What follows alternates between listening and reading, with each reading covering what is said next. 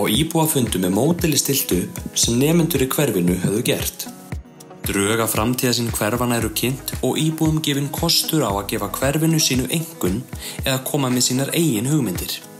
Á íbúafundum eru möppur með sérstöku miðakerfi, með ýmsum flokkum eins og samgöngum, umhverfi eða húsnæðismálum, sem fundagestir gátu notað til að koma hugmyndum sínum á framfæri. Fundagestir gátu valið miða með tilbúnum hugmyndum eða athugasemdum.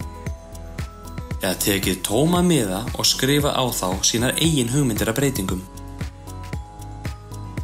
Og lagt svo miðan á viðeigandi stað á módelið.